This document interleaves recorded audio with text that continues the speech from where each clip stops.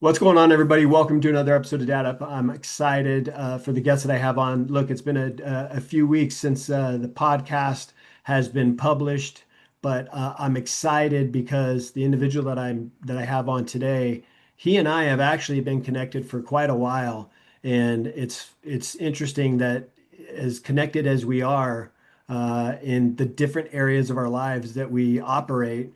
This is the first time I've had him on my show in 6.5 years, so I'm excited to have him on and talk about what he's doing and the things that he's doing in his life. But Jeff Hampton has joined me on the show. Welcome to the show, brother. Ryan, Finally. thank you.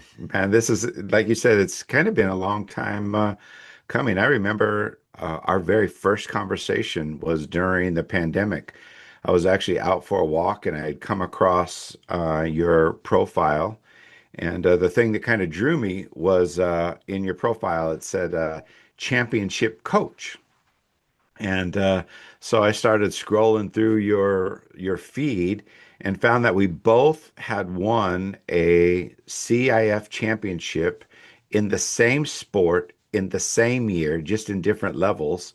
I was an assistant coach at a private Christian school, just like you were in the Inland Empire. I was down here in South Orange County, and it was funny that back in those days you could actually find somebody and call them up or we DM'd, and I remember just being out on a walk during the pandemic, us having a long conversation about just kind of who we were and swapping stories and talking That's about that's our crazy. kids. I didn't realize it was the same year, but Yeah, that's crazy. 2019, right? Yeah, yeah. So That was a you guys were division was it 4A or something like Yeah, that? And we were actually Division 5, yeah. and yeah, that was an interesting year because the 2 years prior to that, 2 years prior to that, we had only won one game the entire season, or maybe two games the entire season, and then the second year we won six games, and then that third year we got to the CIF championship, and Wow. I remember that day like it was yesterday, Oh, seeing. I got my ring I got on my ring. display back here on my I little. got my ring on in my I keep it safe locked up in my little safe, but yeah, it's cool because now maybe different from you, my son was on that team as well, Yeah. and he was one of the starters on that team. I was the assistant, what they call the associate head coach, and then we had the head coach, but he and I uh have still good friends today, but yeah, so my son and I both have championship rings, Yeah, which is yeah, really yeah. cool. Well, my Uh, God didn't give me ball kids. I wish that he had. I mean, he gave me track kids and artists. My son, who's now 30, married, lives in Huntington Beach, about to have his first baby. So I'm about to be a oh, cool. grandpa in August. Uh, he started out playing little league and doing all that kind of stuff, and man, it was the best. But once we went to kid pitch, he got hit the first 12 times that he was at bat, and that just kind of killed killed my baseball dreams for my son. And even though he got long and tall, he's almost 6'5" now. Uh, he's not just very competitive. He just likes being on a team, and my daughter's a competitive one. She's a grinder. I mean, she is getting ready to run in the New York City Marathon, and Oh, and cool. she's a, I mean, she's 5'3". She's solid. She looks like a softball player, but she's an athlete, and she's my competitive one. But uh, most of her childhood was about pursuing arts. She's pursuing being a music artist in New York City now. She's 28. And so it's really cool. But one of the reasons why I went into being a coach, once my kids kind of got out of high school, kind of being a coach and starting Dad Academy was the same kind of timing for me because I knew that next to dad, coach is an important person in a young Hmm. man's life, Hmm. shaping our character and our dynamic. And, recent statistics say that between 25 and 40% of people grow up in a home without a dad. And Hmm. especially realize even though you and I would coach at these private schools, kids who came to our school came to play basketball. Mhm. Because of our reputation. And a lot of them came from situations where they were in single parent, single mom households from different environments that would be typical South Orange County, you know, white upper class, whatever you consider that to be. And I had the privilege of coaching with a man who was former pro ball player. His brother was a NBA all-star and was academic All-American. Kind of came out of the greater Compton area and ended up going to Stanford, and it was just a great environment to have an impact on young men's lives. In fact, I have a list of over these 10 years of coaching. I probably have 50 kids on my Find Friends because I told them, like, when you graduate, hey, you share your location with me when I'm scrolling to see my family and to check in on my nieces and nephews. And when I see your name, I promise you I'll pray for you and I'll text you.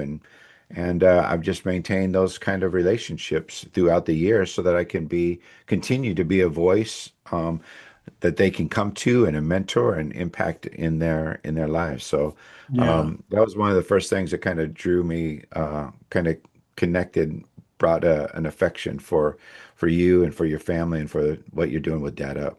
Yeah, that's awesome. I find the same thing as with players that I've coached over the years, like you. I've coached since my boys were 4 years old, all the way up through high Right, school, and even after my boys graduated high school, my younger son went on to play college basketball. But even though he was doing that, I was still coaching at the high school level because I found that, like you said. Uh, I found that these kids had parents or a parent that maybe I had never met because they didn't show up to practices, they didn't show up to games, right, and I say it on the show all the time is that when your kid is playing in a sport and they look in the stands, they're not looking for just the crowd cheering. They're looking for their loved one. They're looking for their right, family. And right. so I found a lot of these players didn't have that kind of connection, and I wanted to be kind of that I guess that second father to them and help lead them and help develop them and help them turn into a man that they should be. And so that's why I continued on coaching. And I only did it for about 3 more years. And then I finally said, you know what, it's time for me to kind of hang up the whistle and be more involved in the podcast and helping my boys because they were adults at that time, helping my boys in the transition of their life, going from teenager to adult and what adulthood means and all that. And so yeah, it's interesting that I go back now and I will run into uh, kids that I coached that are grown and married and all this stuff, and they still refer to me as coach. Oh, for Uh, sure.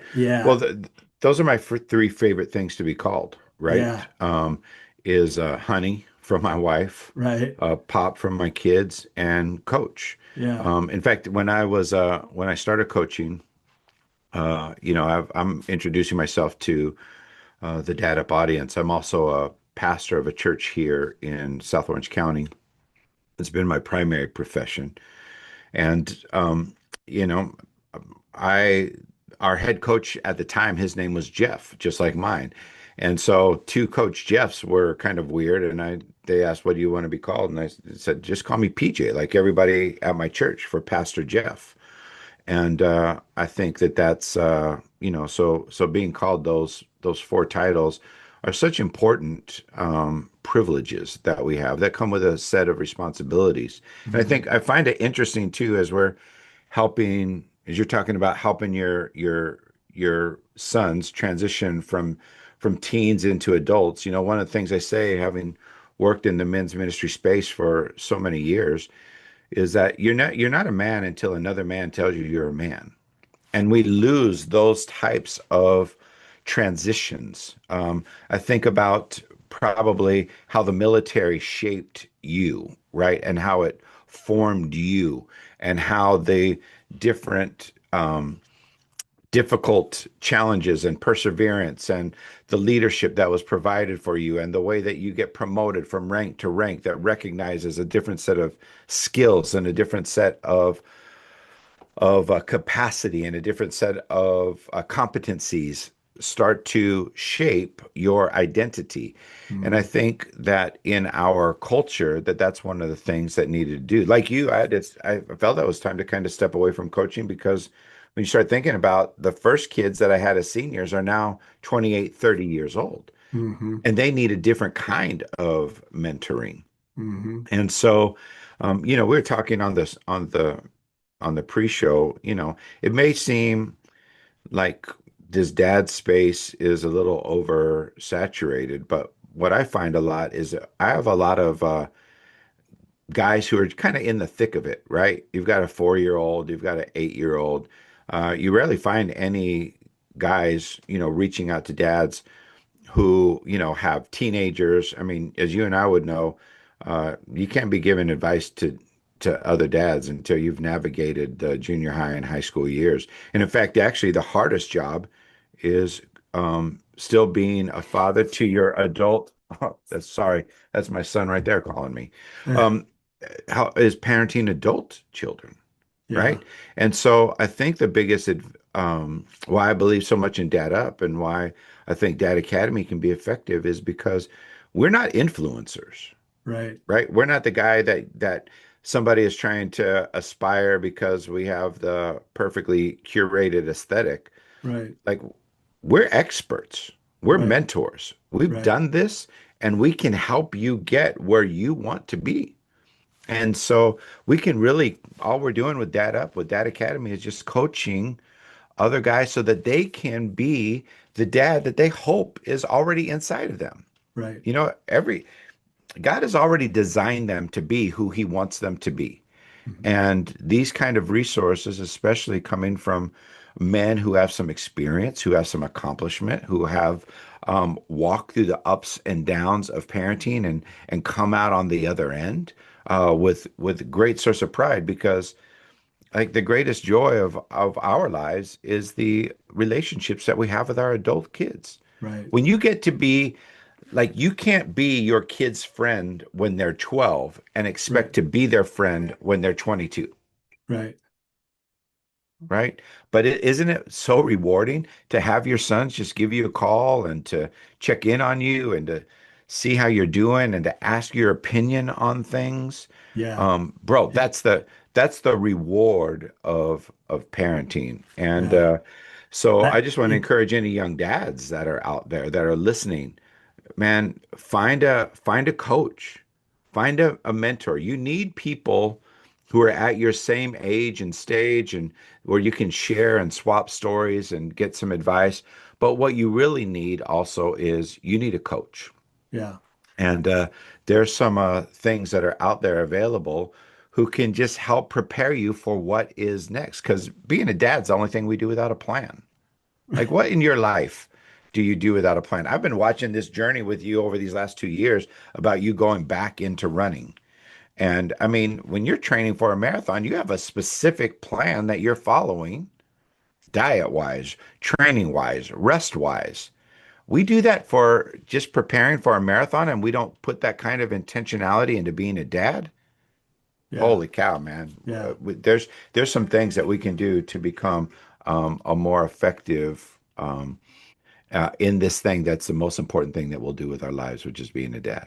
Yeah, no, I absolutely agree. One of the greatest things that I love right now about being a dad, especially to adult children. My son's 27, my other one's 24, and my younger one, who's 24, he's getting married in less than 3 weeks, Awesome. which is amazing, and we're excited about it. It's been a lot of work and it's been quite a journey, but at this stage of their lives, I'm more of a person that provides guidance or counseling to them if they have questions about stuff dealing with adulthood. They have questions about stuff that obviously I've already gone through. they will reach out to me and ask me for that type of help, and I love that. And the cool Yeah, thing is, you're right. I mean, we can be our kids' friends when they're growing up, but we can't, we're still a parent to them, and we're still guiding them and modeling them to be a good human being. Uh, and in our world, and especially in your world, we wanted our boys to have a real relationship with Jesus. So it was more of a faith-based leading through them through in parenting. But now my boys are, adults, and I think of them as two of my best friends. And absolutely. it's so funny because my son, who's about to get married, uh, out of the blue, reached out to me last week and said, "Hey, Dad, I have a day off on Monday. Is there any way that you could take a day off and you and I go golfing together?" And I said, "Consider it done. I will be there." So he and I got to, just chit chat about life and about his marriage that he's about to have, and just we just had such a great time golfing together and just talking. And it's a journey that I'm proud of as a dad. It's a journey that I'm proud of through the podcast because I've helped lead other dads through that journey. Like you were talking about coaching. I've coached a lot of guys in parenthood that are just starting off, and weren't quite sure how to navigate not only their careers but also being a parent and also being a partner to their Sure. spouse. So, and that's the same for you through Dad Academy. Yeah, we cover all those kind of three things. I mean, I'm not here to promote Dad Academy. We again, it's been something I've been doing for 10 years. It started as kind of like a small group, or because in my circle of profession, I would create opportunities for conferences and little seminars or retreats with churches. And then in COVID, it became kind of a video masterclass that was put out. And but just last year in June, it was actually put into a book, which is also out in Spanish, which is pretty dope. Oh, that's cool. And it helps the first three sessions really just talk about a guy, right? What are your values? What's your relationship with your kid's mom, right? What are the roles of mom and dad? What are what's your history with your family of origin? I think helping a guy sort through some of these things gives him some clarity on how to fulfill his roles with his kids of bringing courage and and uh, courage and competence and confidence into the lives of their kids. But the biggest issue is, we were talking about this before. Um, while I hope that it would reach dads, I have been involved in the lives of men, both as an observer, in my um, graduate education. A lot of it has been in leadership and development, and um, I really say that as a man goes, so the church goes, so the culture goes. And what I found was that men had a really difficult time staying connected relationally. Mm, Right? It's you think that as a kid that's growing up in athletics, these are going to be your best friends forever. And thankfully I do have some relationships that have lasted 30, 40 years, but they're not in my life every single day. right. And like what we found, like I don't know if we really realize this, but where I live in Orange County, California, that next to heart disease, self-harm is the second leading killer of men.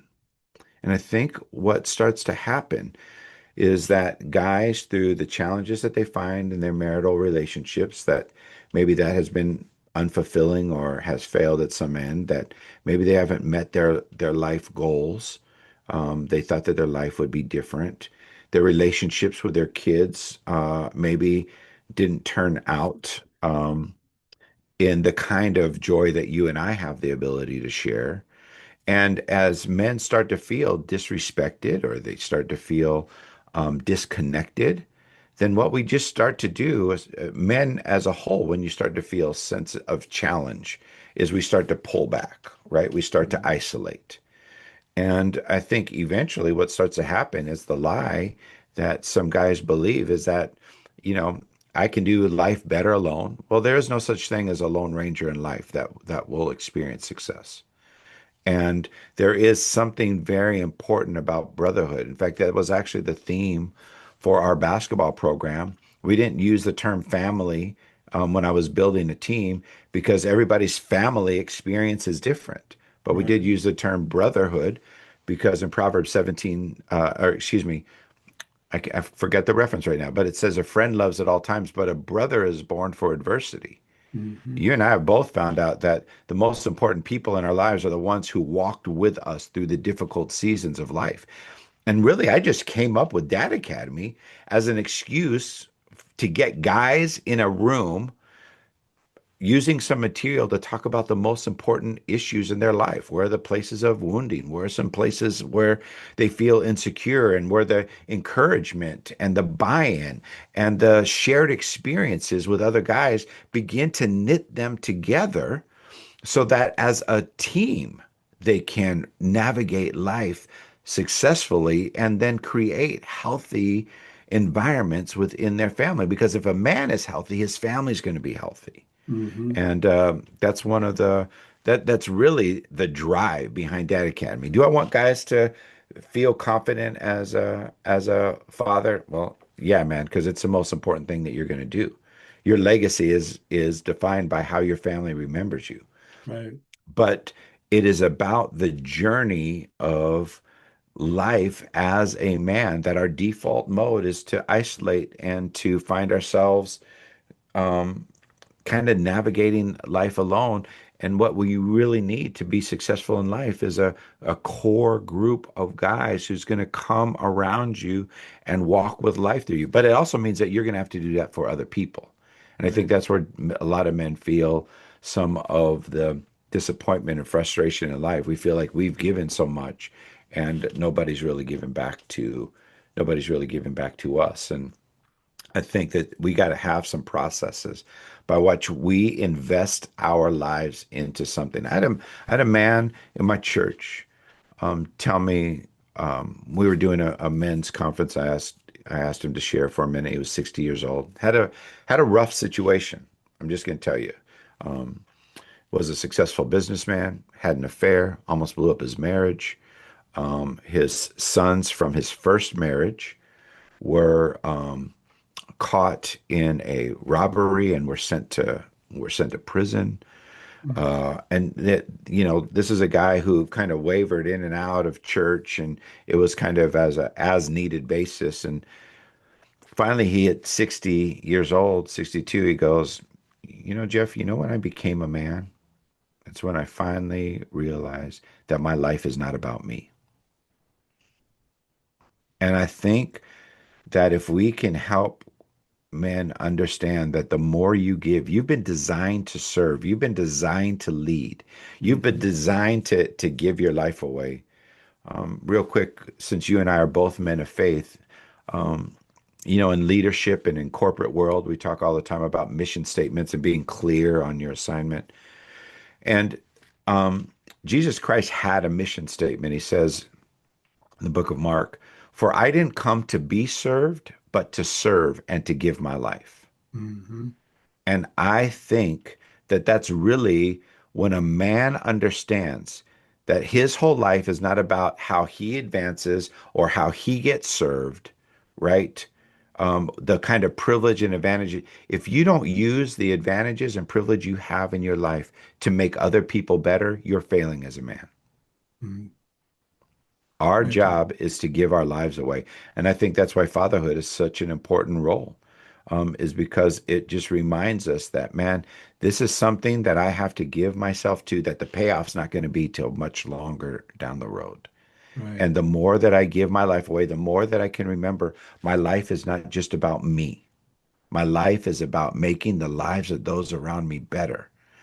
Then a man lives with a sense of destiny and identity and legacy. And when they do that, when you find a group of guys who are committed to that same model and you can support and encourage each other, bro, that's how the world begins to change. Yeah, no, I totally agree. And I'm a firm believer in building our legacy as men, as fathers. And one of the things that I always talk about, especially on the show and things that I tell other dads is, listen, your legacy doesn't start outside the home. It starts inside the home. That's where Bro, your legacy starts. And if you don't focus on that, everything around you will crack. Everything around you will start to begin to fail. Everything around you will begin to fall apart. And when that happens, then you're alone. Then you're by yourself. yep, And then what happens? I think that a lot of parents today, I see it today. A lot of parents today, they're so go, go, go, go, go, go, go with their kids.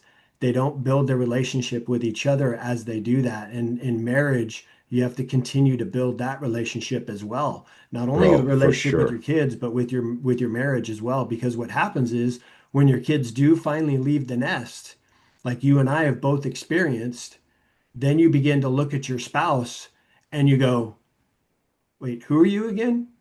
Right. because because we've been so disconnected for all these years. We're also, focused on other things when it comes to our kids. I mean, that's one of the things as well. So when that happens and you begin to lose that connection with your spouse, that's another area where you have failed.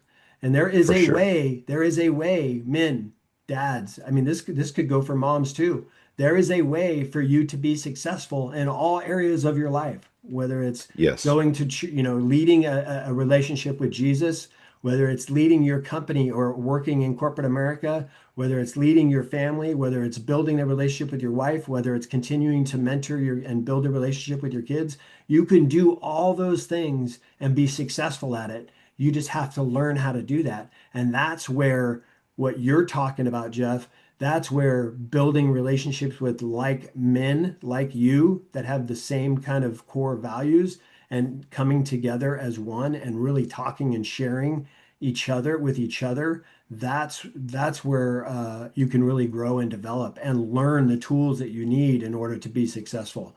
So, Absolutely, man. I mean, we are, it's funny. You want to learn from people who have already been there. And I think that this particular we're in a season where people want more and more and more, social media as well as it's funny that even as adults we know this, like mhm, we see this aspirational lifestyle that is being presented. mhm, And you're right. The most important thing that we do is not how we present the successes in our life, but it is the way in which we serve and give ourselves to relationships. That's the most important thing. And I think it's pretty amazing that God thinks that this is so important that he looked at you and he looked at me and said, "Hey man, I want you to do something with me. I'm going to mhm, entrust these people to your care. mhm, I'm going to bring a wife into your life. I'm going to bring children into your life. Maybe for some of us that are entrepreneurs, I'm going to bring employees and staff members into your life. And you get to work with me to help them become the best version of themselves. mhm, And the way that that happens is by you becoming the best version of yourself by giving your life away. mhm. And that's a thing that really is going to pay off. And man, I'm grateful for the opportunity. You and I can, I we could do this all day long. I mean, No, listen, men of like-minded passions and about this kind of stuff. And I'm grateful. I just want to encourage you, bro. I've been watching this journey from afar. We've shared text messages and DMs throughout the year. I just want to honor you. Very few people are able to do stuff for 6 years, right? The right. grind of putting on the podcast, um, the discernment it takes to find the right relationships, navigating. At some point, while it's not always glamorous. Sharing your own story about the things that we've navigated. There's been things because I'm a pastor that I'm probably a little bit more alert to than maybe what your normal audience is. To our lives, you and I, our lives have not been challenge free, Right. No, right? absolutely not. It is about how a man faces those kinds of challenges in his life Right. and navigates them. That is the proving ground. I Mhm. love, I'll close with this. Again, I know that most of your audience isn't always faith focused, but there's a another verse that has meant a lot to me that has kind of kept me on. It's found in the book of Romans, chapter 5, verse 3, and it says, we rejoice in our sufferings or in our hardships because suffering produces perseverance, and perseverance character, and character hope. Mhm. And we don't realize, I just want to encourage the men who are out there. The reason why the nobody learns things from the easy times. It's always the hard things that Right. shape us, Right. right? And it's shaping a character. And Dad, I just want to tell the audience, if I can just speak to them for a minute. Dad, whatever it is that you're going through, your job is to go through it, not to let it stop you. Perseverance is the number one thing a man is required to have for the success in his life. Because if you can just stick it out, good is going to come from it. Yeah. And it's going to shape you and it's going to create in you a resource that's going to benefit the other people that God has put into your life. So if you're going through a hard time right now, you're not the first, you're not the last, and you're not the only. Right. And I just want to encourage you that you can do this. You were made to do hard things, Yeah. No, and give yourself to that. I agree with that. It's so funny you say that because I just yesterday I had a call from somebody that was going through a hard time, and one of the frustrating parts of his difficult time that he was going through was that he was calling me to tell me that due to this hard time, he didn't know how to handle it because he was supposed to, he and his family were supposed to come to my son's wedding. And he said, I don't know what else to do because I don't know that we're going to be able to make it." And I said, "Listen, if you're going through this challenging time," which he explained to me all that was going on, "if you're going through this challenging time, the most important thing you do right now is put your family first. And if that means that you have to miss the wedding because you're going through this issue with your family, then you have to miss the wedding. Family comes first. Don't worry about the wedding." I said, "Brett will understand. My son will understand. Don't worry about the wedding. Your family comes first. And because as I said earlier, your legacy begins in the home. And so your family comes first." And so I agree with everything you're saying, Jeff. I'm going to have you back on because I want to go to a part two because there's so much more we can talk about. There's so much more that we can help other men together through Dad Academy and Dad Up. There's so many things that we can do together. So I want to talk more about it. But Jeff, I appreciate not only what you're doing with that academy, what you're doing in your church, what you're doing with young men in coaching. I appreciate you as a friend, as a brother, and as a man of Christ. I appreciate all that you're doing, and I encourage you to continue doing it because this journey is not only rewarding, but it's clearly what God has put on our hearts. He's put on Yeah. our hearts that we were driven or supposed to do this. As I said earlier, I took kind of a month off or so from doing the podcast, and I realized there was something inside of me going, "I miss it." Well, it wasn't me that missed it. It wasn't me saying I missed it. It was Jesus saying, "Dude, what are you doing? Yeah. I put you in this driver's seat, and I need you to continue this mission." And so that's why I said, you know what? I gotta get going again with the podcast and get it back up and running because it's something that I was supposed to do. And so thank you, my brother. Thank you for being a friend. Thank you for Mm. being the individual that you are. And I appreciate you and look forward to continuing our friendship. Yeah, I'm always cheering you on from afar. And look, while we don't get to do life together every day, I need you to know that I'm a Dad Up fan. I'm a Bryan Ward fan, and whatever I can do to come alongside what you're doing and to help it be more influential, not successful, influence, right? Hmm. That's what we want to have. Hmm. Um, Other things come along with that when we are doing what we're supposed to do and impacting lives. And thank you for doing that for the past 6.5 years. And yeah, if there's I'm looking for practical ways too that Dad Academy and Dad Up can actually link arms with these two things to create a greater impact in the fatherhood space, and to be more effective in coaching and mentoring guys to just become who God's designed them to be, the best dads that they can. Yeah, absolutely. Amen to that.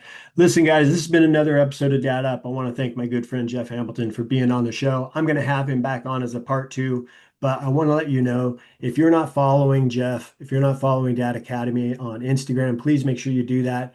I'll make sure all the links are in the show notes below. And as always, if you're not following me or following the podcast on social media or on YouTube, please make sure you do that as well so you don't miss a single episode. And as I say always, I look forward to seeing you all on the next episode of Dad Up.